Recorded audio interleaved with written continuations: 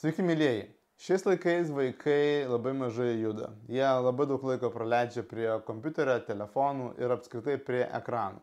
Ir turbūt, jeigu jūs turite vaikų, turbūt žinote šią problemą ir labai aiškiai ją galite įvardinti, kad vaikai labai mažai laiko juda, sportuoja ir juos ištraukti, sudominti yra pakankamai sunku. Ir norėjau sugalvoti būtent žaidimą vaikams, kuris skatintų sportuoti, judėti ir atlikti fizinius pratimus. Ir todėl sukūriau fizinį kortų žaidimą vaikams Būk stiprus. Kaip tik šiandien atėjo šio žaidimo dėžutės ir todėl noriu sukurti dar vieną video apie šį žaidimą ir papasakoti apie šio žaidimo esmę, privalumus ir subtilybės. Taigi, darome dėžutę ir dėžutėje jūs rasite spalvotas kortas. Rasite spalvotas kortas, kurios yra 3 spalvų. Yra mėlynos, raudonos ir yra žalios. Mėlynos kortos yra lengvesni pratimai, raudonos kortos yra sunkesni pratimai ir žalios kortos yra žaidimo paįvairinimui, intrigai. Ir kokia yra šio žaidimo esmė? Vaikai traukia po vieną kortą ir atlieka kortose nurodytą fizinį pratimą tiek kartų, kiek parašyta ir taip, kaip parašyta. Kiekvieną pratimą vaizduoja dirbtiniu intelektu kurtos nuotraukos, paveiksliukai, kurie būtent ir iliustruoja patį pratimą ir padeda jį atlikti, jį įsivaizduoti ir palengvina patį atlikimą.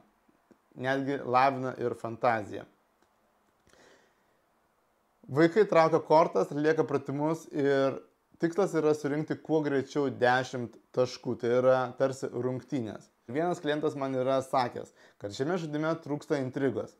Taigi aš tą intrigą įvedžiau ir mėlynos kortos yra vertos 1 taško, raudonos kortos su sunkesniais pratimais yra vertos 2 taškų.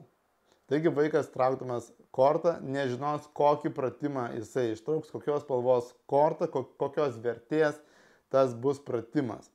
Ir ar jisai gaus 1 tašką, ar jisai gaus 2 taškus. Nes aišku, visi vaikai nori ištraukti 2 taškus, 2 taškų vertės raudoną kortą, kad greitai surinktų 10 taškų ir nugalėtų draugą. Ir jūs gausite 23 skirtingus pratimus, kurie dubliuojasi.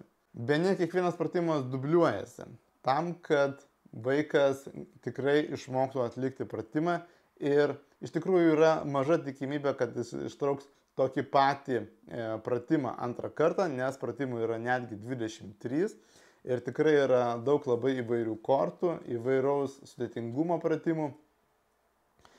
Ir labai fainos spalvotos kortos vaiką įtrauks žaisti.